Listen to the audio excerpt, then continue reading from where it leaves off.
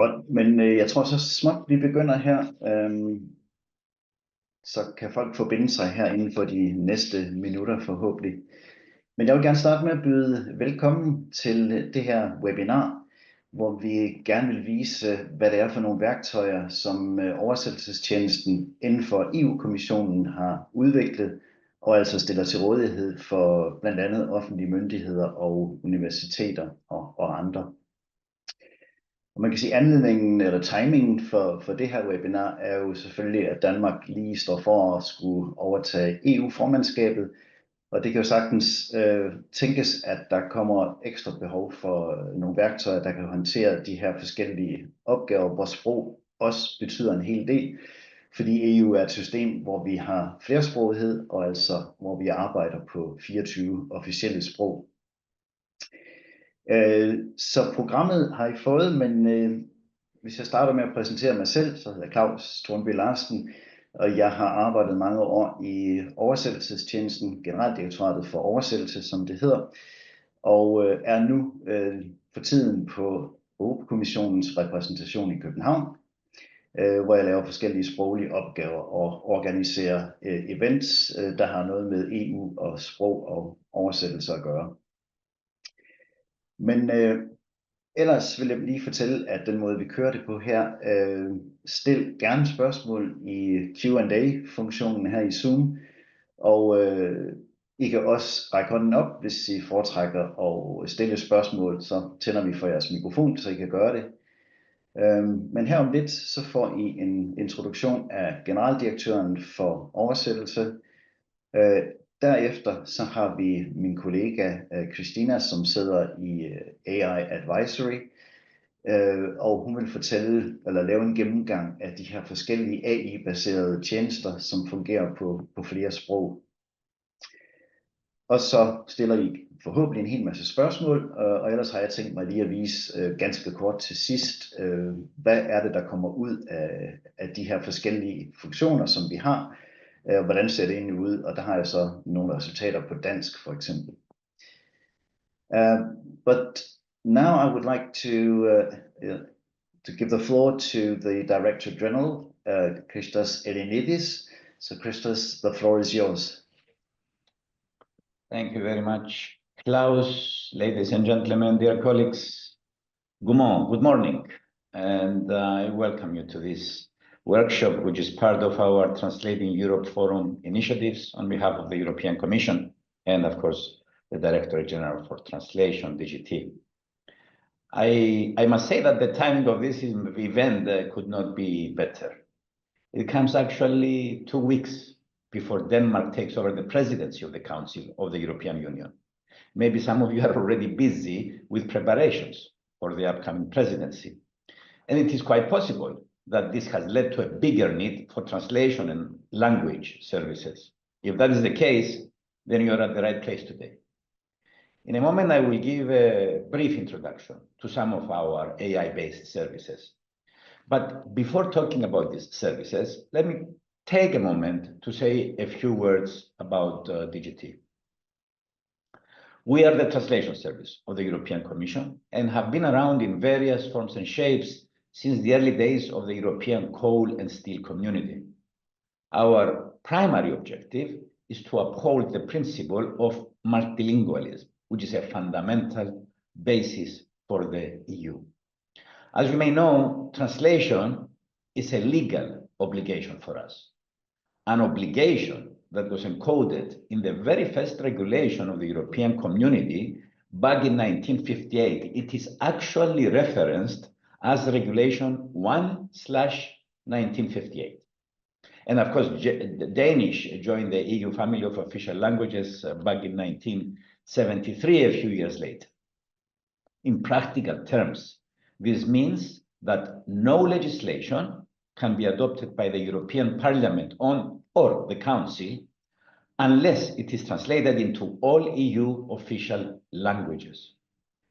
In our 70-year history, our service has grown, innovated, and evolved through changes in working methods and technology, and also changes in the political formation of the EU. Today, we translate into and out of 24 official languages and produce an average of 2.5 million pages of translation annually. For many years, we have been developing a range of linguistic services to support the EU public administration.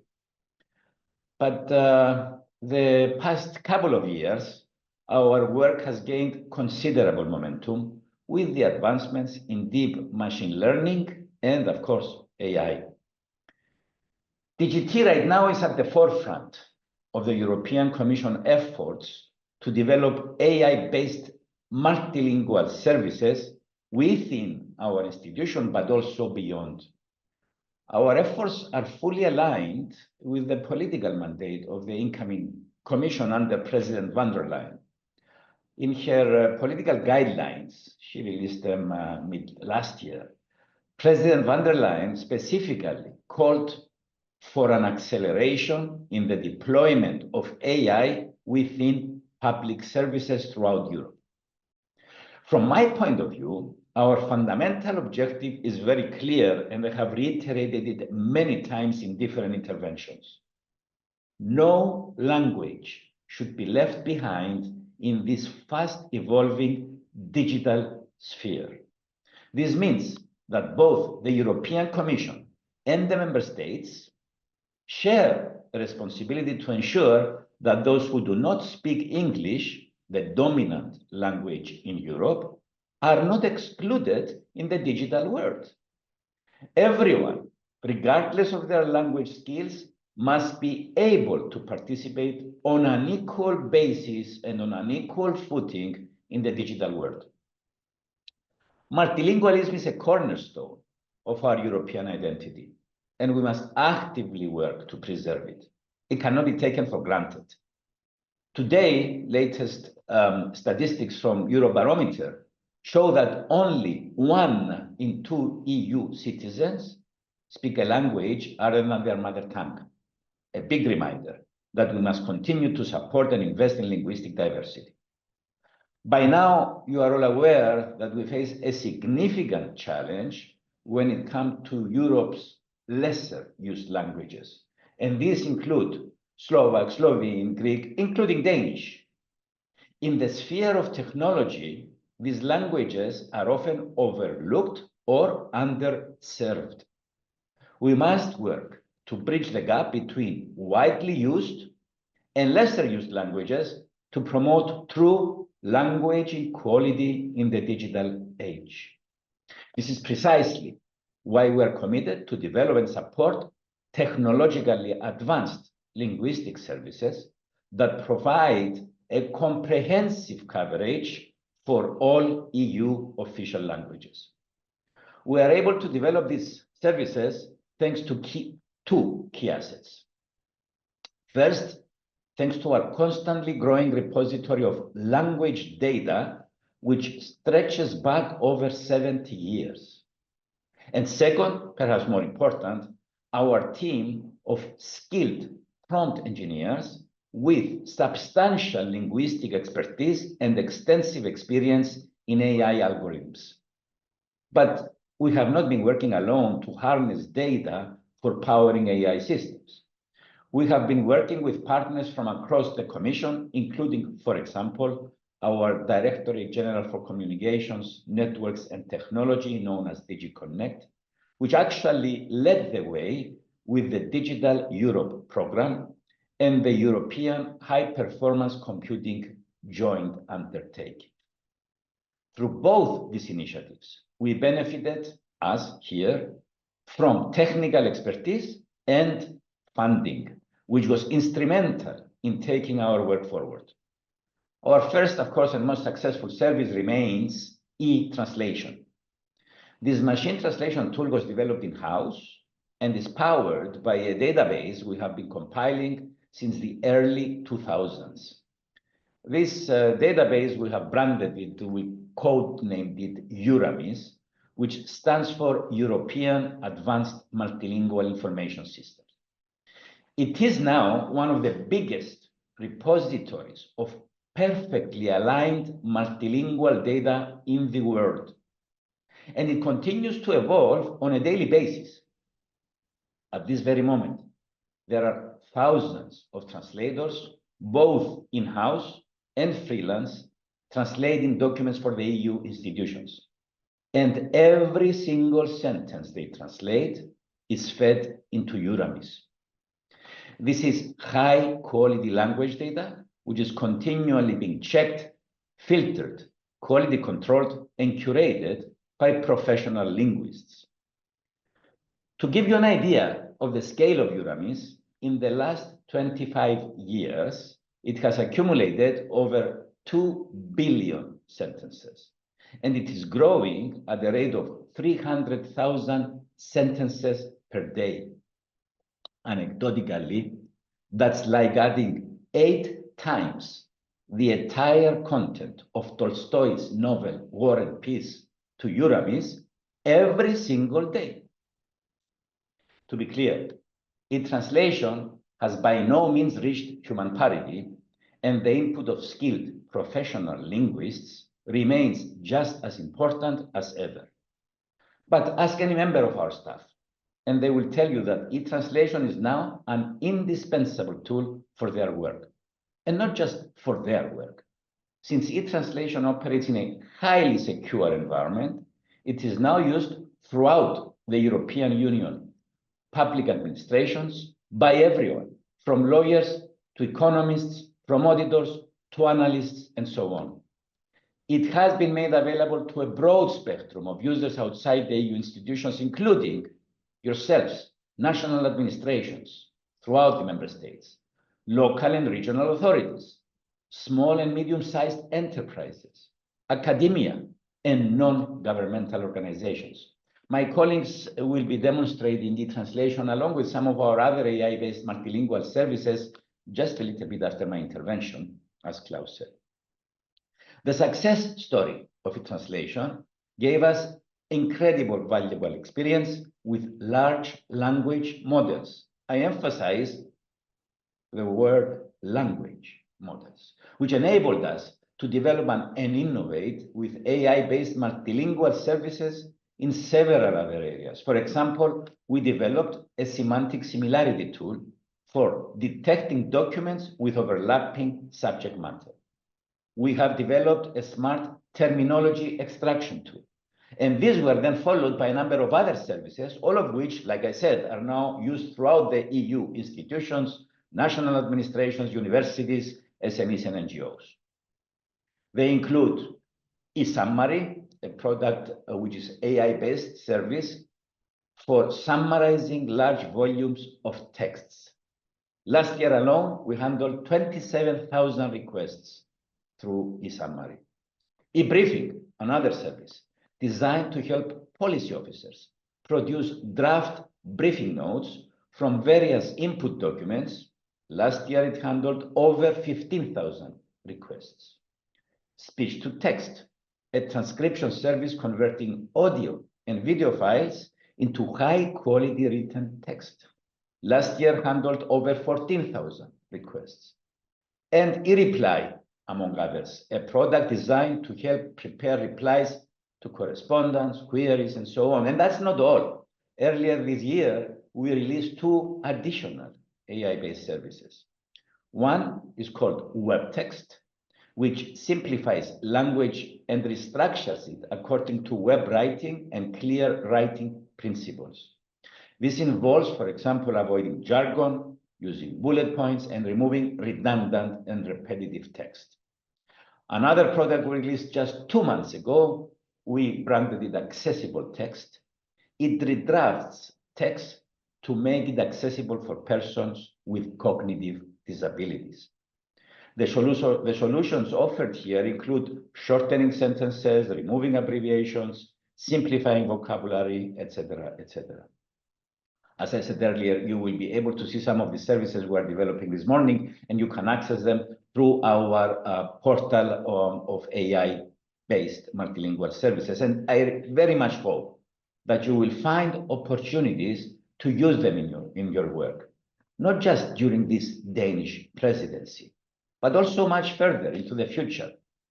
So where are we heading in the future? I have already mentioned the European High Performance Computing Joint Undertaking. Through this initiative, we have benefited from access to high-performance supercomputers here in Europe, on our own continent. First, in Luxembourg's Meluxina supercomputer, is codenamed Meluxina, where we have developed and trained our first AI-powered models. Since last year, we have moved to the Leonardo supercomputer in Bologna, in Italy, where we have been conducting more advanced and intense training for our AI engines and large language models.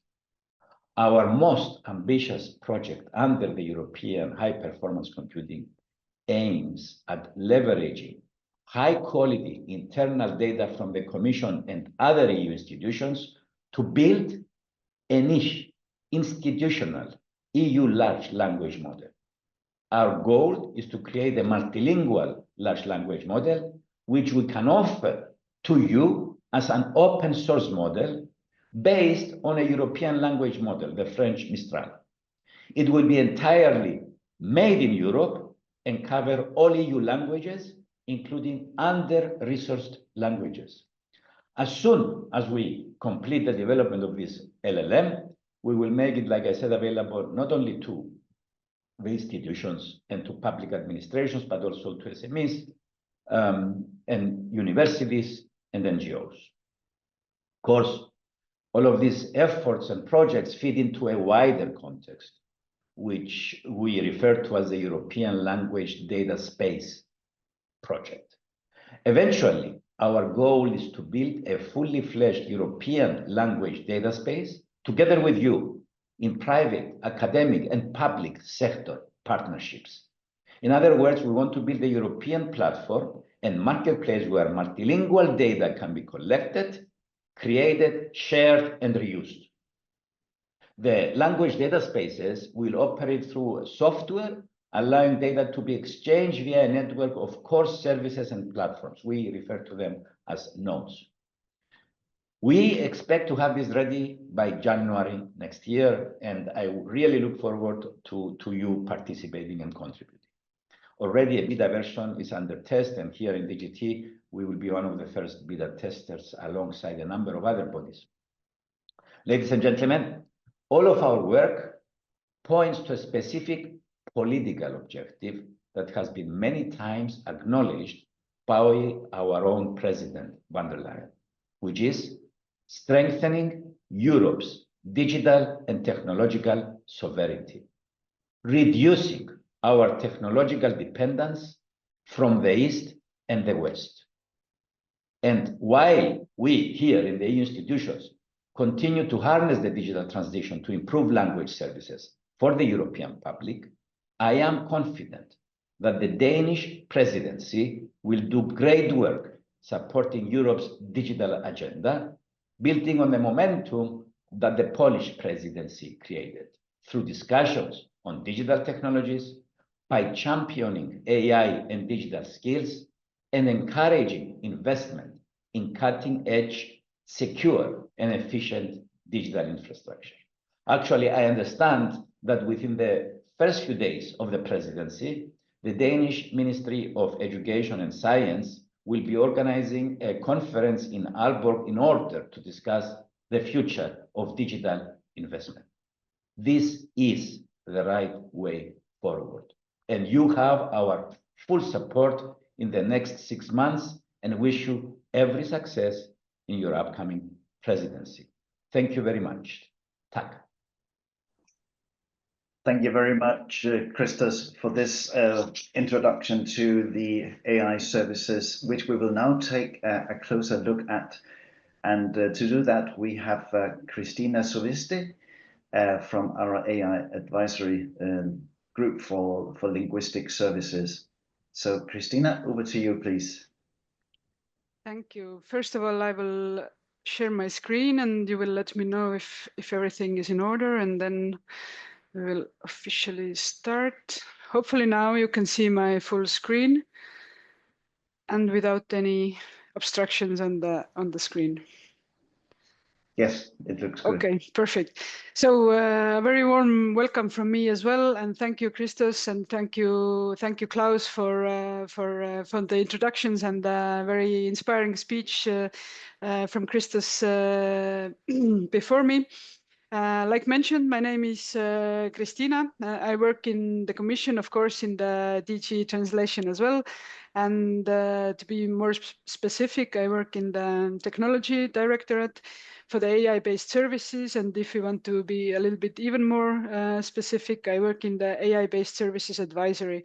And the advisory is existing exactly for you, for the users, also our colleagues, of course, to help you first of all, let you know what does the Commission offer in terms of AI-based services, of course, and then, of course, we offer support as well. So for you to know as well, if you have any questions, any comments, feedback, good or bad, it is very, very welcome. And in the end, you will see a email address where to send everything that you have on your mind, because this allows us to become better and offer even better services for the users and colleagues as well. But let's get started. Just a comment, Kristiina, because it says here, please move the window away from the shared application. Apparently there's something in front of your shared application. We see a little box with red letters in it. Now it's gone. No, okay. Well, it's sort of there, but we can see your slides, so it's not blocking anything. I think it should be better now. That did the trick. Now it Sorry about that. Anyways, as promised, let's get started. Like Christos already mentioned very nicely, we do have this AI-based multilingual services website available. So this is a public-facing website which you can all access. And here you can see that indeed we do offer eTranslation, our machine translation and flagship product, let's say. But you can see here all the other services that we do offer in addition to eTranslation. So you see eBriefing here, you see eReply here, WebText, Accessible Text. Christos also mentioned those earlier. eSummary, you see multilingual post, speech to text, and then some other smaller natural language processing tools. Also, you can see here is the access and registration information. I will very briefly explain this in the coming minute, but all the information is to be found on this page. When you go there, you will see that there is also a help section. There are even videos of how to use our services. So you should be able to find answers to your questions you might have here. But as I mentioned, and you can see already here our email address, where you can always send questions. If you have any issues, feedback, anything you would like to share is very, very welcome to this email address. And again, Christos very nicely already mentioned this, but maybe just to let's say solidify and mention it once more. Even though we designed the service primarily in the beginning for the translators and other EU staff, meaning our colleagues in the Commission, but also other institutions, thanks to this Digital Europe program, which helps us to fund our activities, we are able to offer this to you as well, meaning people working in the public administration, in academia, small and medium enterprises, NGOs, EPSO candidates, and everyone who is, for example, working on some Digital Europe program projects.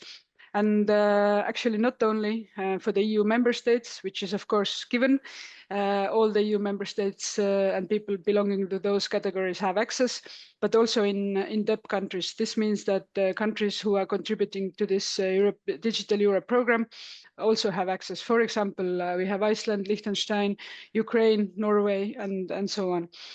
And this goes for all of our services, not only eTranslation, but everything you can find on our website, and all the services that we will introduce to you today. For you, just to know that for external users, you do need to register to use our services. This is for safety reasons, and you actually need two registrations. First, you need to have an EU login, but if you deal with anything to do with the Commission or other institutions, you probably already have it. If not, there is a link here on this page where you can create an EU login, and then you just enter your email, work email address here, pick the category you belong to, and then complete the registration, and you have access to all of our services that we are speaking about today, eTranslation, but also others as well. And yes, I would also like to mention eTranslation, which is still our flagship product, let's say, and which actually started it all. One might ask, why are you in the AI business at all? Well, for this reason, for eTranslation, which is the machine translation system of the EU institutions. It's a neural machine translation service, and it was launched already in 2017. So it's almost a big birthday coming up, let's say, in a few years. It is developed in-house in the European Commission, together our DG, Directorate-General for the Translation, and DG Connect. But it's co-financed by all of the other EU institutions, and of course this Digital Europe program that we have mentioned today. Christos mentioned it, and me as well. And thanks to this Digital Europe program, we are able to offer it for the people in member states as well.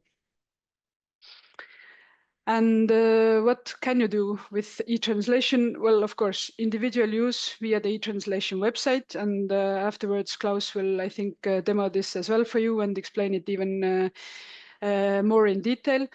But just for you to know that actually an integration in IT applications and website is available. So this means machine-to-machine connection, meaning, for example, the use case would be if you would like to integrate, for example, machine translation into your workflow, for example, for translating something in the internet, but also websites. This is available. So you will have access to our services for a machine-to-machine connection as well.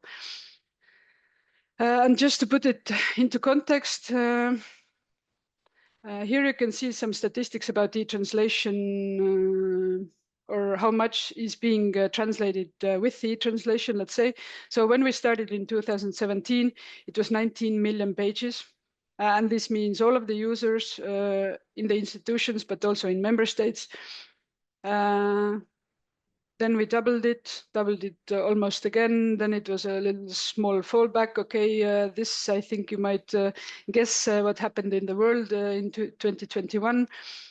Then it diminished a little bit, then back up again. And as you can see, last year, absolutely a record year with 764 million pages translated with eTranslation. As you can see, we do have a lot of users and a lot of use cases, and we very much welcome this. And today, even to say that all of our services are scalable, and you are very welcome to keep using them as much as you need, because here you can see that this is again for last year. So this is only the individual use. So here we don't count the machine-to-machine connections.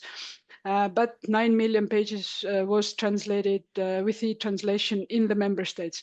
You can see that Denmark has maybe a little bit improvement space here. For example, you see some other smaller countries like Estonia. We have maybe Belgium is a little bit smaller here as well. Lithuania, very much in the top 10. So I invite you to check out our services, eTranslation as well, and start using them in your work life. And this is what the eTranslation new user interface looks like. Again, Klaus will demo this afterwards in more detail, but as you can see, it's very easy to use, very intuitive user interface. And I would just like to mention that we do have 32 languages available. So this means we have, of course, all the EU member state official languages, all the EU official languages, 24 of them. But then we have additional languages as well. This means we have Arabic, Chinese, Japanese, Icelandic, Norwegian, we have Ukrainian, we have Russian and Turkish as well. So, and you can translate here in between all of those languages. And of course, you can also translate documents. Again, Klaus will cover this more in detail, but you can see here that there is a place you can drop your file. But what I would like to just very quickly mention here is that there are additional options available. This is something that maybe differentiates us from the other commercial systems available, Google, DeepL, and so on. This means that you can actually choose a domain, and again, Klaus will mention this in more detail. We do have an AI enhancement option available, and as you can see here, you can also upload a glossary together with the file you wish to translate in order to force the machine to translate certain terminology in a certain way that you instruct it to. Because you remember that, and this, I think we will stress this here more than once, that in the end, it's still the human who is responsible. It's never the machine. So you as a user of eTranslation or any of the services that we offer are always in charge and should always check the output of any of the services that you might use. But this domain-specific translation, I just really quickly want to mention that. Again, Klaus will go more into detail, but we do have different domains available. So this means that you can translate different styles of text with those different domains, and the outcome will be different and hopefully, of course, better. And you can see our colleague here has drawn some nice illustrations. So we do have a EU formal translation domain, we have a general text, Court of Justice case law domain, and we have a finance domain. And all of the data that we train those different engines, different domains with is actually different. So the bigger ones, EU formal language and general text, we do retrain twice a year. This means that we have this very good data from our colleagues in the EU institutions, from the eReply database that Christos also mentioned. And we retrain the models in the hopes of course, making the quality of this machine translation better. For the smaller ones, it depends how fast can we get the good data. For example, Court of Justice case law domain, we get data from, of course, European Union's Court of Justice. For the finance domain, we get data from the European Central Bank, but also national banks in the member states and so on. So you see that we continuously work on the machine translation system as well. We never leave it just be, because the goal here, of course, is to always offer better machine translation quality for the users. Yes, and this is very quickly, again, I will mention just that the glossary function is working for the moment only, it can be only 2 languages, so source and target language.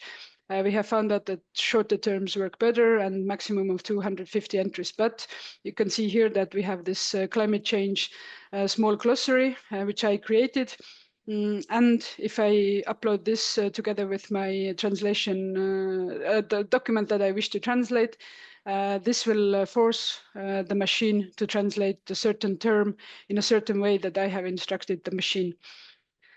About AI enhancement, again, very quickly, you can see that here again, we use this EU's translation history to improve outcome of the machine translation.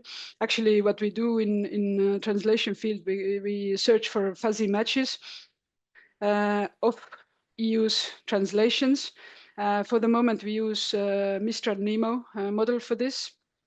And this is, of course, suitable for EU-style texts mostly.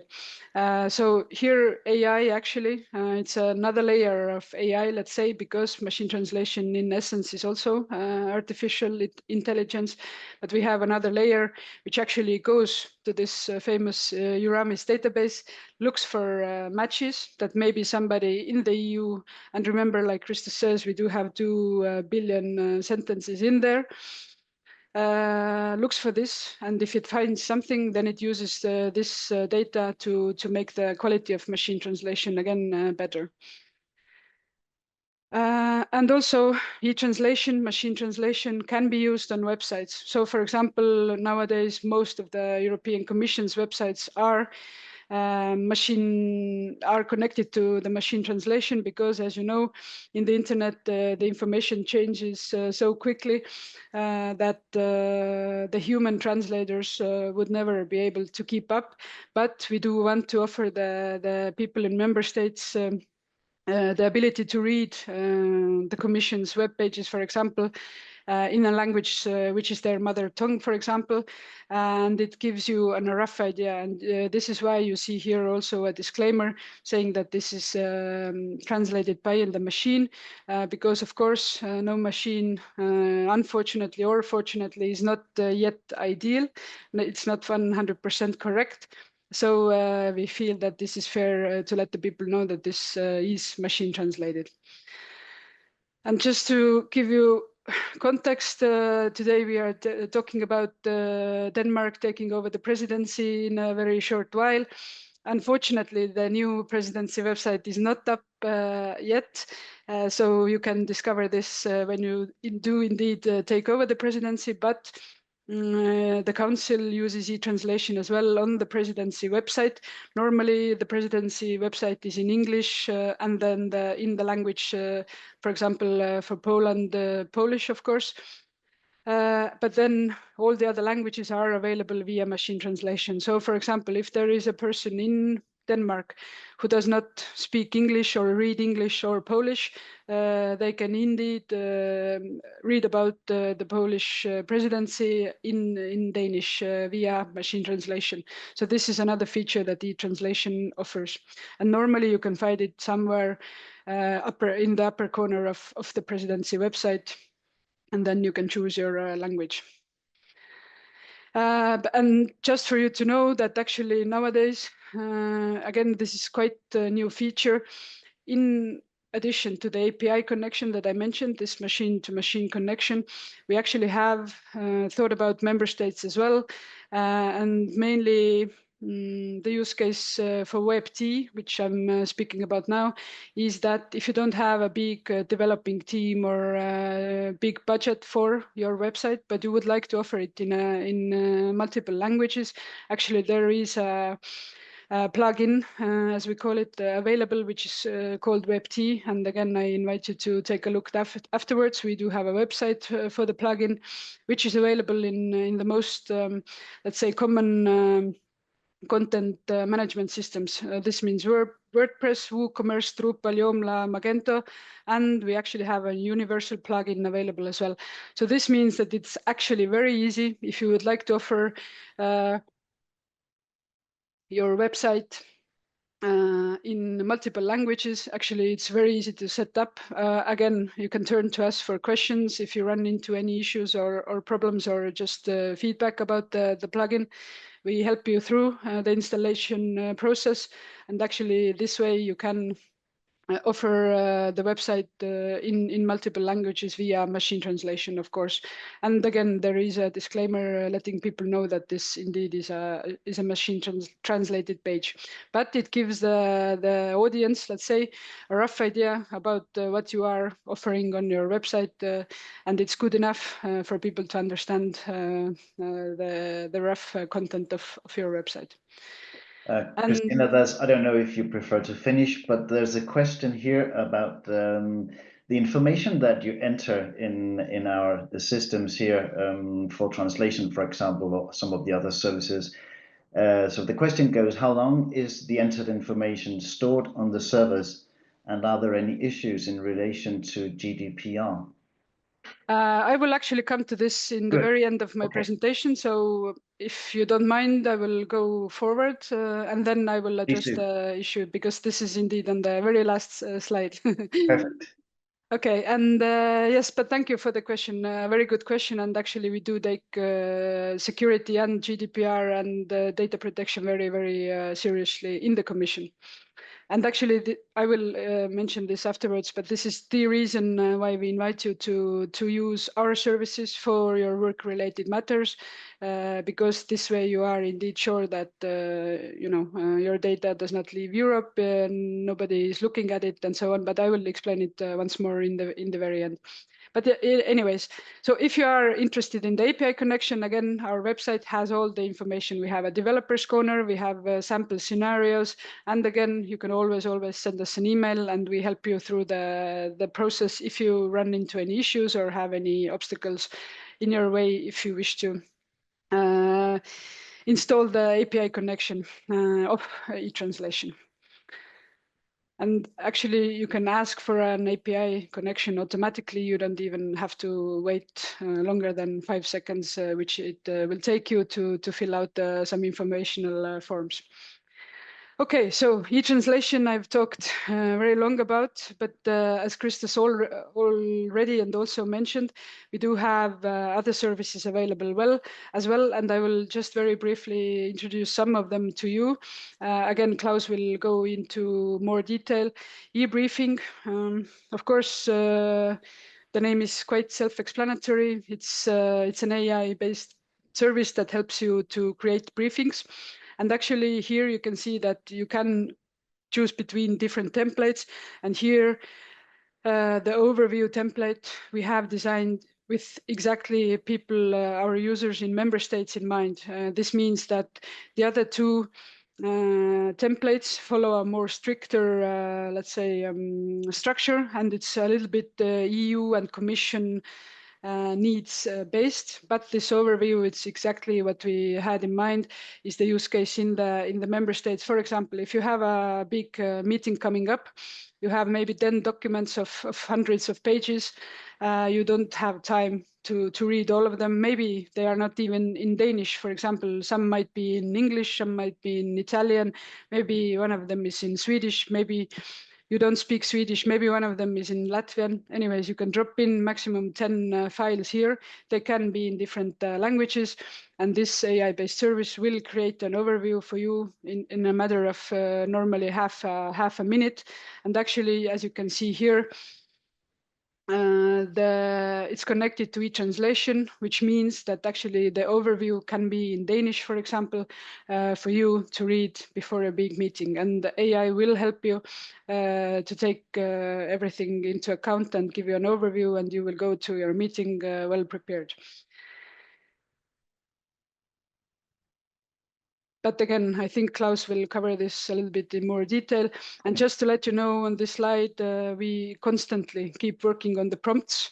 So this is a large language model-based service, eBriefing. And actually, we do keep working on the prompts constantly to give better outputs.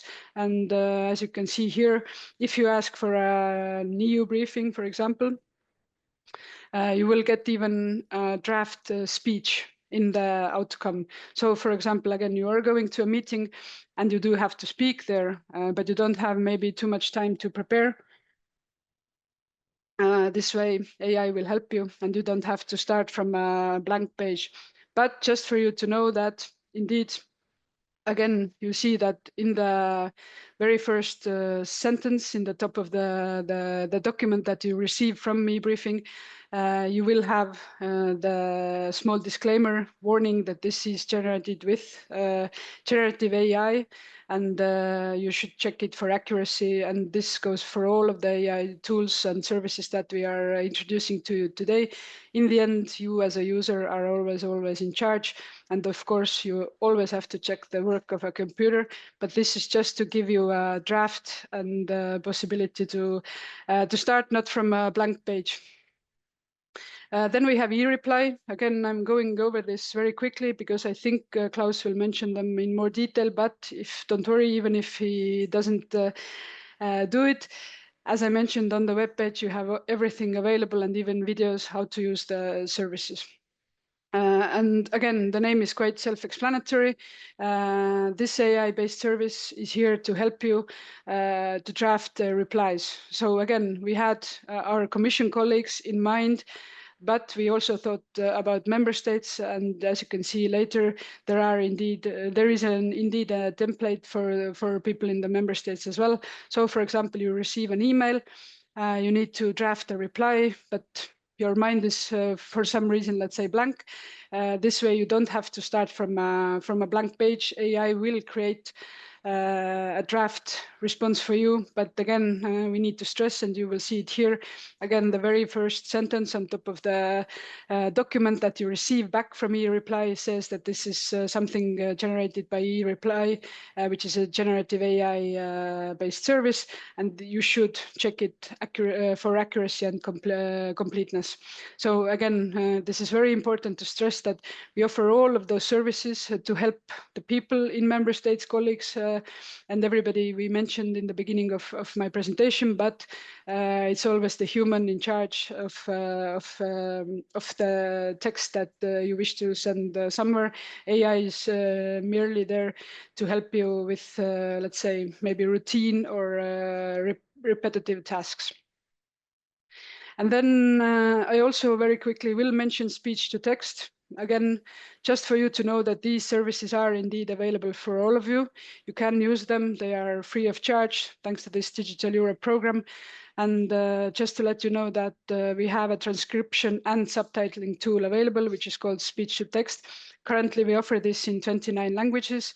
Unfortunately, we don't have some of the languages yet because of data, because this as well requires a lot of good quality data to train the speech models. But good news for you that Danish is available, so I very much invite you to check this service out. And the use case here could be that maybe if you are allowed, for example, to record a meeting, or you just want to create minutes for yourself about a video or an audio file, you can drop the file in here, and AI will help you transcribe the meeting or the video file, for example. And you can use it to create subtitles as well. Then again, very quickly, I will mention eSummary. Again, all of our services, we hope that the names are quite self-explanatory. This AI tool helps you to create summaries. As you can see here, it's of course also connected to eTranslation. You can ask summaries about files in any of the languages that the eTranslation supports. So this includes, of course, Danish as well, but all of the others, 32 languages, as I mentioned. And you can also check change the length of the summary. So, for example, if you have a 1,000-page document and you want a longer summary, you can indeed do so. But if you have a shorter document but still need a summary very quickly, you can ask for a short summary as well. And this is something that comes out, but I will be a little bit quicker because I see that I'm running out of time. Anonymization, again, could be interesting for you. It's a natural language processing tool, as we call them. We will very soon revamp or let's say redevelop this service, but for the moment it is like this. So this helps users to make documents to anonymize documents. And you can do that in two ways. So first is obfuscation. So this means the black boxes you can see here on the right-hand side, or you can replace the information, meaning that the AI-based service takes dates, places, and names, and you can either put black boxes instead of those, or you can, let's say, hallucinate a little bit, but this is hallucinated in a controlled way, let's say, in order to make the document unrecognizable. So, for example, if we have April, Brussels, and my colleague's name here, Agnes Farkas, afterward it becomes February, Paris, and Peter, we wouldn't understand anymore what the minutes of the meeting actually were. Or, and even better, it's covered with black boxes.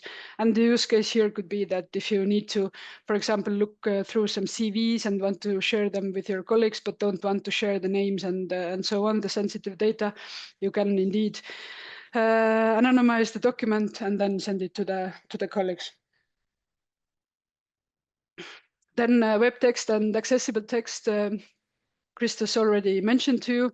So these are the very last new services that we indeed put out only a few months ago. For the moment, WebText is available in English, French, or German. And exactly the name, again, hopefully quite self-explanatory. The goal is to optimize text for online audiences. So making the text clear and engaging for online readers. So, and as you can see here, this is just a small snippet of the prompt of the instructions that we have given generative AI model in order to do so, in order to optimize the text for the web. And as you can see here, we have told the model that you should avoid jargon, prefer active voice, use positive statements, use headings, use bullet points, break long lists into bullet points, and so on and so forth. And this is, of course, not all of the prompt or all of the instructions that we give the model. Some of the instructions are indeed 10 pages long. But this is something that our colleagues, my colleagues, are working on daily, improving the prompts, improving the output of any of the tools. And as you can see here, I have taken a press statement from President von der Leyen from the Commission website, which originally was 4 to 5 pages long. And I have used WebText to optimize the text for the web. And as you can see here, indeed, the model has followed the instructions that it had. It has broken the longer document into a nicely recognizable structure, good headlines for the paragraphs and so on. So now this 5-page long press statement on the defense package has become 2 pages and is better graspable if you would like to put this on your website. And you can do so, of course, with any of your documents. And as a very last service, I will very quickly mention accessible text as well. At the moment, it's only available in English because actually, as you might know, making text accessible in different languages is actually very different, and we are working on the next languages. But we wanted to put the English already into production, on the website for people to use. But we are working on the other languages. And as Christos already mentioned, the goal here is to help people who find reading difficult. So again, if you have a text that you need to or want to make more easier to read, more accessible, this is the tool or service that will help you to do this. And as you can see here, again, we have quite clear instructions for the model. Again, saying that it should use words that are easy to understand. It should keep words simple, explain difficult words in easy terms, use UK English, and so on and so on.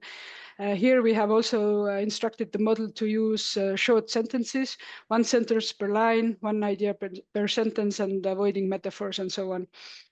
And as you can see here, the same press statement from our president about the defense package of about 5 pages has become this. And I will give you even maybe one more use case for this service. So let's say you are not, you do not wish to make the text more accessible, but for example, your audience is somebody whose mother tongue is not English. Again, for them, it will be much, much easier to understand than 5 pages of the press statement. And to end my presentation, and I then will give the floor to Claus. And I promised to speak about security and data protection, and indeed I will. And then after hearing all about our services and how good they are and so on and so forth, you might think that, okay, but Google is better, DeepL is better, I have ChatGPT, I have DeepSeek, and so on and so forth. We like to stress that for work-related matters, you should, and we invite you to use our services, because actually you are protected by the Commission's firewalls. We allow sensitive non-classified data to be used in any in any of our services. This means okay, the name of this sensitive non-classified might be different in Denmark, for example, but this means that the documents that you would like to either translate or create briefings or make anonymizations on can have sensitive data. So this means, again, names, places, and so on and so forth, like a CV or anything like this. So it can be sensitive, but it's not meant for EU or any confidential documents because, of course, there is always a risk when you're dealing with services in the internet and online. But we do take data protection very, very seriously. We do delete the output texts or, for example, transcriptions of audio files 72 or 24 hours after the download. But you can actually, in the settings of any of the services, configure it this way that as soon as you download the document, it will be deleted from our servers. The input document, of course, we do not look at the input document. We have no idea what our users are translating, for example, but input document is deleted immediately after you have your result available for download. So this means that we don't keep data. Of course, we do not train any of the models, for example, for machine translation on the user data. And data, of course, does not leave Europe. It's even if we use cloud, and for example, for eTranslation, we are trying to move to full cloud by the end of the year, because all, let's say, varied connections keep us, let's say, providing an even faster and better services.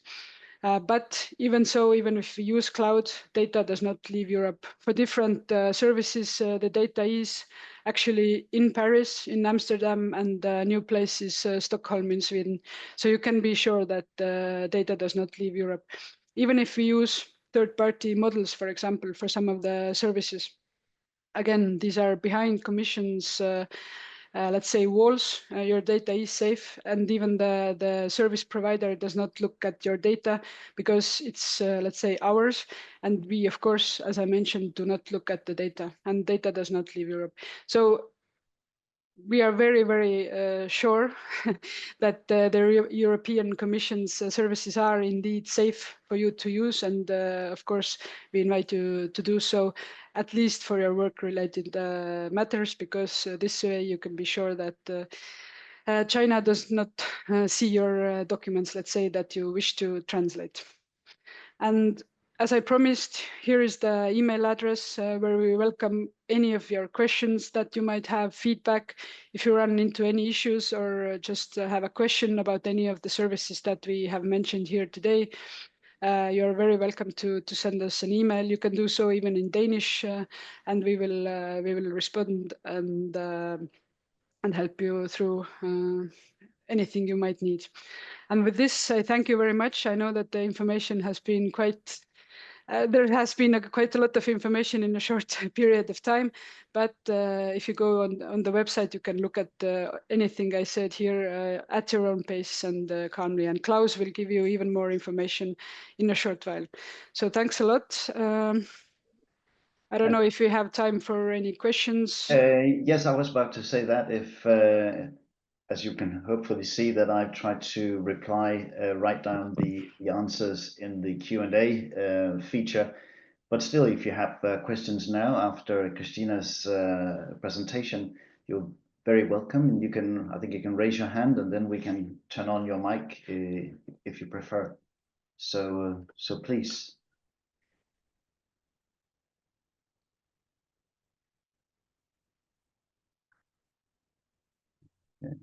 So far, I don't see any raised hands. Yes, being from up north a little bit myself, it's Yeah, totally yeah. normal, don't worry. But as I mentioned, the email is there for you. If you have any questions later on and want to, ask a little bit less active way, you can do so, and we will, of course, help you with anything you might need. Thank you once again very much for this and lots of good news. I think for those who hadn't heard about it before, it may come as a surprise that we actually offer so many different services, and we always, as you say, emphasize the fact that they are safe services. So that's a very big selling argument with these. Thank you very much. What I will do now is to just demonstrate a few of the things that Kristiina has just shown us in her presentation. So if you close your screen sharing, I will activate mine instead. So, see.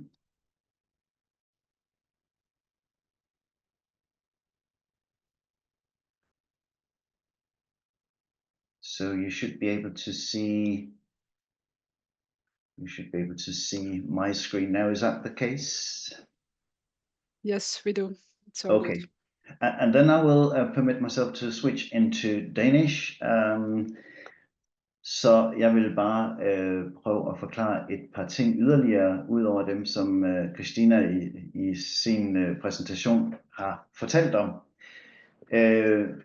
Og som nævnt, så er vores oversættelsesfunktion eTranslation den, der har eksisteret i længst tid. Og lad os prøve at se. Nu er jeg på portalen live. Og som Kristiina også nævnte, så er der jo flere funktioner i den her, og måske behøver jeg ikke at forklare det så meget, fordi hvis nogen af jer har brugt nogle af de kommercielle værktøjer, så ved jeg, at man kan smide en række tekst, en form for tekst her ind i. Det kan jeg da godt prøve, så kan vi se, hvad der sker. Jeg åbner lige en fil, jeg har her ved siden af. Men interface er heldigvis rimelig selvforklarende. Og en ting, jeg også godt vil fortælle med det samme, er, at internt så bruger vi jo rigtig meget den oversættelsesmaskine, der hedder EU Formal. Og det er jo lidt logisk, fordi vi sidder med de formelle, vi sidder med juridisk tekst, teknisk præget tekst og den slags. Så det giver ret gode resultater. Men når jeg for eksempel, hvor jeg nu oversætter pressemeddelelser eller ting til repræsentationens hjemmeside, så bruger jeg faktisk normalt general text, fordi den jo også er trænet med almindelig sprog, som er hentet fra andre kilder end EU-lovgivning for eksempel. Så det giver faktisk bedst resultat, hvis det er sådan noget, hvis det for eksempel er webtekst eller pressemeddelelse, som jeg vil lave. Og så kan vi prøve, som jeg sagde før. Hvis jeg smider en lille bid tekst ind her, den står så på dansk, så nu skal jeg så huske at fortælle den, at den så skal oversætte det til engelsk. Alle de her indstillinger, dem kan man lave under My Settings, så den altid starter op med den funktion, man egentlig bruger mest, og måske det sprogpar, som man også bruger mest, når man skal oversætte noget. Så kan man spare lidt tid der. Men ellers er det forhåbentlig sådan rimelig selvforklarende. Og lige nu ser det ud som om på min forbindelse her, at det går lidt trægt. Men normalt har man forslaget øjeblikkeligt til at stå lige ved siden af. Det er noget, jeg bruger sådan flere gange om dagen faktisk. Så det fungerer glimrende. Så det er så selve den her tekstfunktion. Jeg tror, jeg nævnte det heroppe. Hvilket sprog man vil have selve portalen på, kan man også godt ændre. Og hvad for et domæne, altså hvad for en type maskine man vil bruge. Det var den her general text, som jeg har sat min til. Så det kan man gøre. Okay. Og hvis det er dokumenter, man smider op til oversættelse, jamen så kan man selvfølgelig bruge den her funktion, der hedder Translate Documents, hvor man kan trække og slippe sin oversættelse til.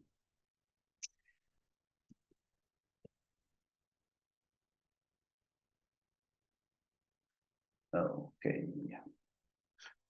Og det vil fungere på den her måde, ikke? Og så har man et dokument her. Den understøtter Word-dokument, altså docx og Excel og hele Office-pakken, PDF'er. og en række andre. Der er også noget Open Office, som den dækker her faktisk. Hvis man arbejder som oversætter med det, vi kalder et CAT-tool, altså Computer Assisted Translation, så vil vi faktisk typisk gerne have det her format, der hedder TMX, Translation Memory Exchange, fordi professionelle oversættere arbejder med oversættelseshukommelser.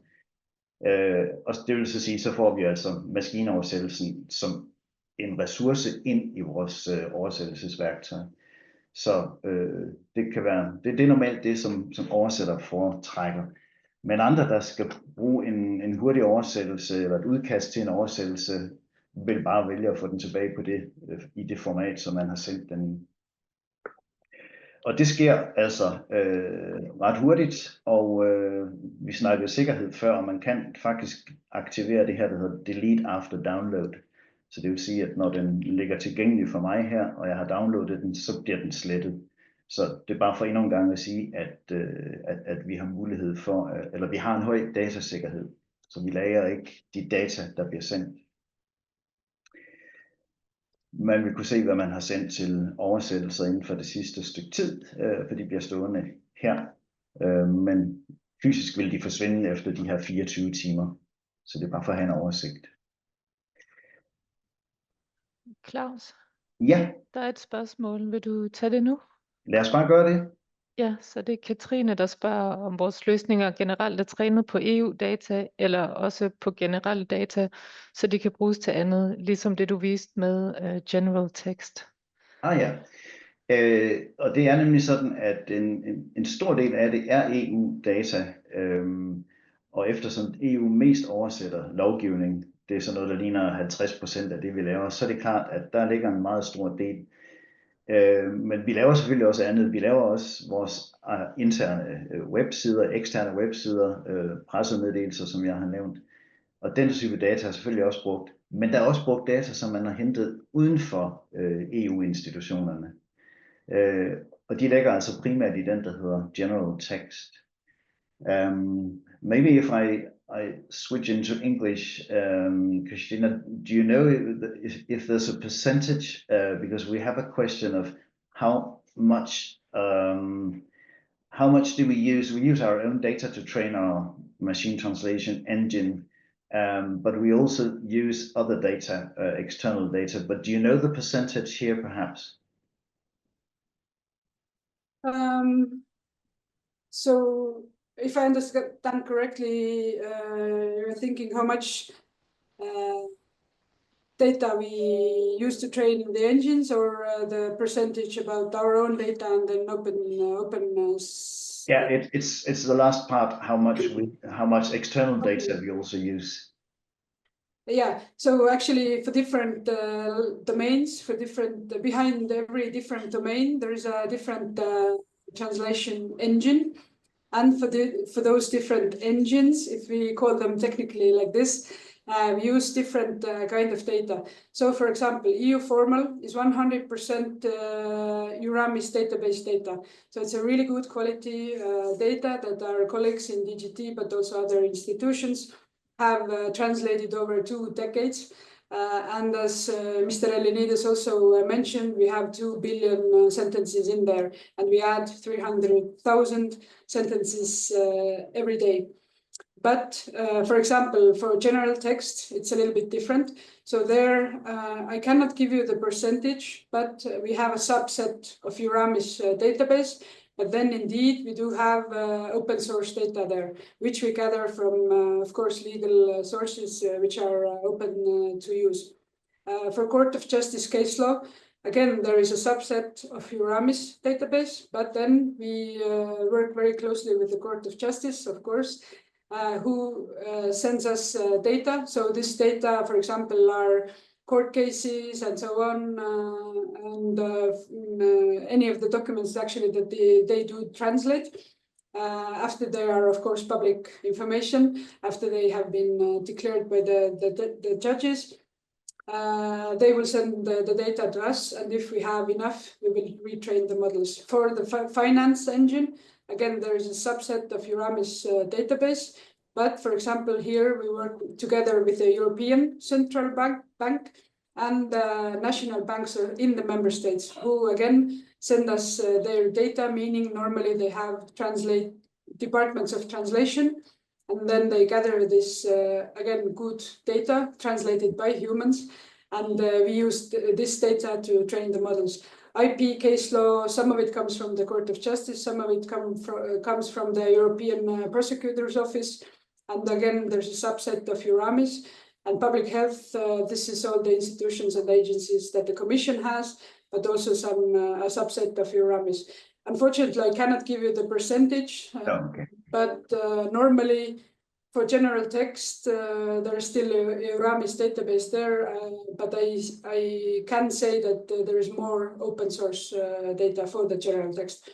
But if I may, just very quickly to explain that, with open source data, of course, we need to first check the data and clean it up, because if we don't do that, if we use just data as it is, it can come to very, let's say, unfortunate things, meaning that if we show the models, the engines, bad data, it will learn and think that this is normal, and then the output, of course, will be bad. So in any case, we need to check data, and we do check data before we use it to train the models. With the EURAMIS database, of course, we are quite certain that our colleagues have been, let's say, good, and it's a very good quality data. There we need to check it less. Of course, we still do, but for open source, we need to very closely look at the data before we use it. Okay. I hope this answered the question. Yes, absolutely. So thank you very much for this, Kristiina. And I'll switch back into Danish.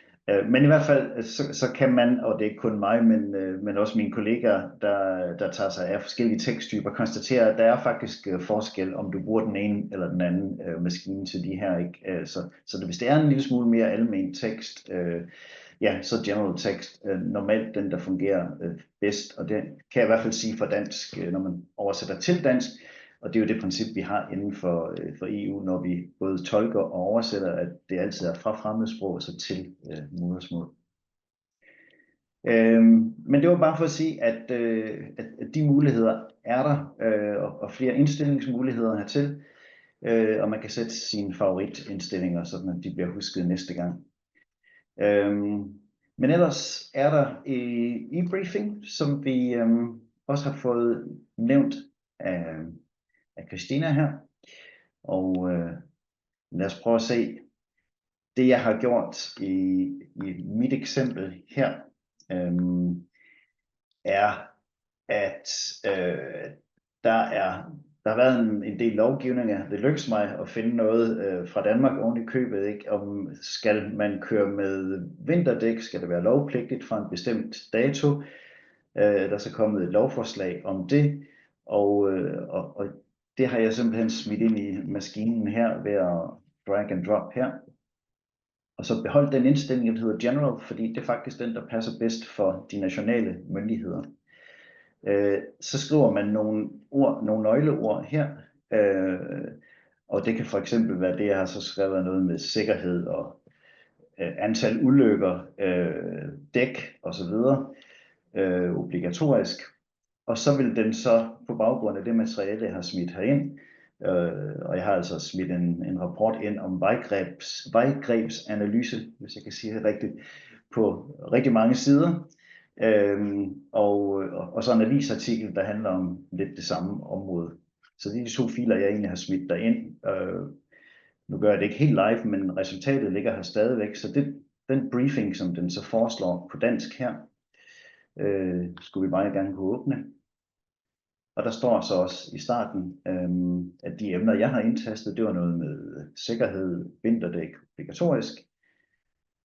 Så hvis man skal briefe om et eller andet tiltag, et initiativ, og der er en stor mængde data, og man har brug for et eller andet, man hurtigt kan sige eller melde ud, som en draft, vel at mærke, så kan man se, hvad der står her.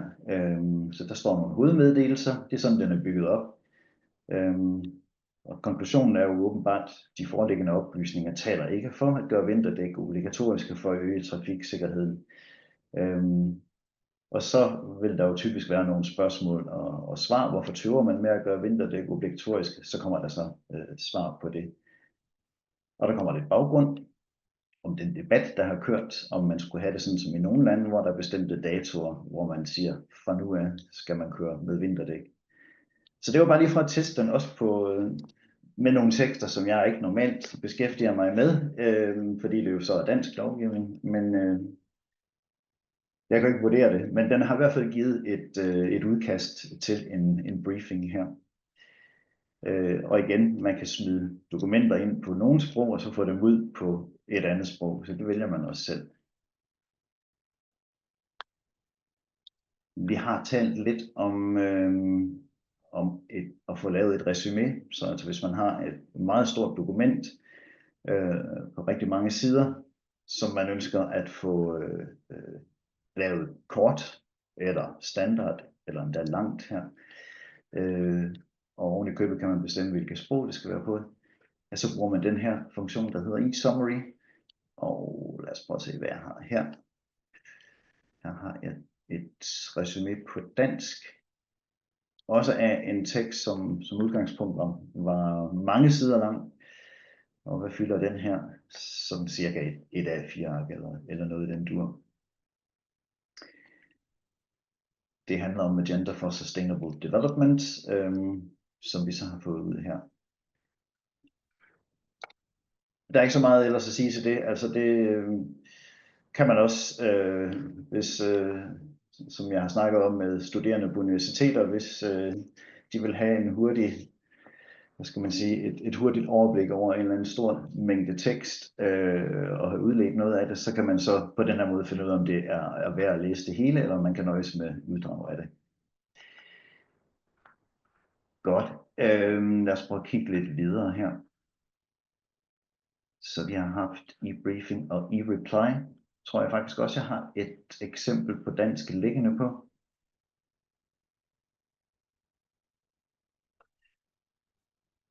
Sådan. Og der er det den funktion med det, at man kan uploade det dokument, som det handler om, men man kan også uploade nogle støttedokumenter, yderligere støttedokumenter til det. Den funktion, jeg har brugt her, er en intern, fordi der står så et reply på et EP-question, det vil sige et spørgsmål fra Europaparlamentet til kommissionen. Dem får vi nogle stykker af. Jeg lægger så det spørgsmål, som parlamentsmedlemmet har stillet til kommissionen ind her, og her nedenunder, hvor jeg kan uploade yderligere dokumentation, der kan jeg måske tage relevant lovgivning for eksempel, og så smide det op. Og så skulle jeg meget gerne få et udkast til, hvad man nu kan svare parlamentsmedlemmet her fra kommissionens side. Og det her handler om noget med internethandel og bekæmpelse af falske anmeldelser på digitale tjenester. Så den laver ganske kort her et forslag til, hvad man kunne svare på det her spørgsmål, der er blevet stillet. Laver en sammenfatning. For os er det også relevant at vide, hvilke generaldirektorater er det, der er ansvarlige for det her område. Og så kan den udlede, hvad der er nævnt af lovgivning i teksten. Og det har den så fundet frem til her, hvad det er for et direktiv og en forordning. Det er så forordningen om et indre marked for digitale tjenester. Og så kommer der et forslag til en besvarelse her nederst. Så igen, det er jo et udkast, som vi har sagt flere gange, så er det ikke noget, der kan stå alene, men det kan godt være et udmærket udgangspunkt, så man ikke starter helt from scratch. Og vi har selvfølgelig lavet det på baggrund af de templates og de rigtig mange spørgsmål, der er kommet igennem tiden, så det kan give noget, man kan arbejde videre med.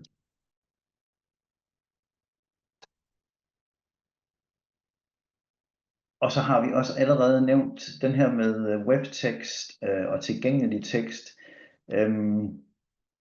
som jeg heller ikke synes, vi behøver at gentage.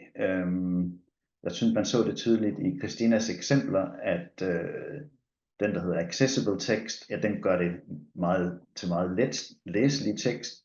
Der er jo faktisk nogle EU-medlemslande, der har regler om, at hver gang offentlige myndigheder publicerer noget på internettet, så skal der også være en læselet udgave af det. I Tyskland kalder de det leichte Sprache, og der er det altså et krav, at der er det. Og det her kan godt, det værktøj kunne godt bruges til at forenkle en tekst. Den jeg har hoppet ind på nu, det er det er altså den her, der hedder WebText. Og det er også klart, at man skriver anderledes, når man skriver på internettet, end man gør, hvis det for eksempel er noget mere formelt. Så vi plejer at sige, at vi prøver at kommunikere mere borgernært, når vi skriver, når vi sender tekster på vores websites.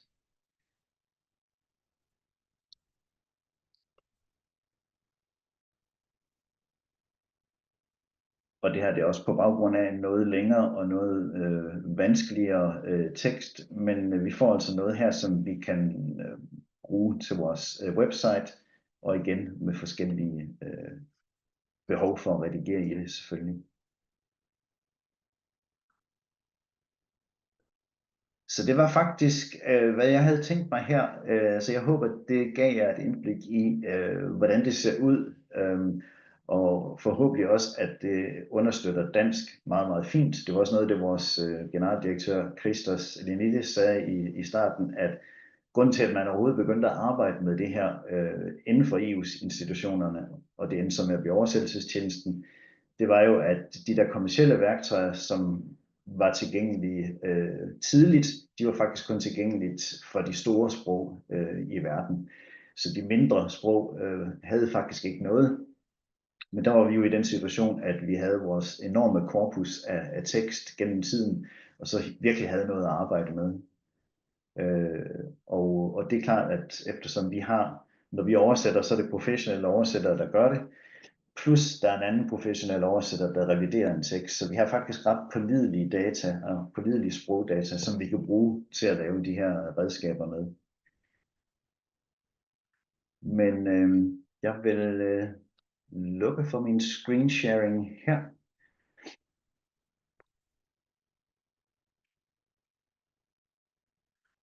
Sådan.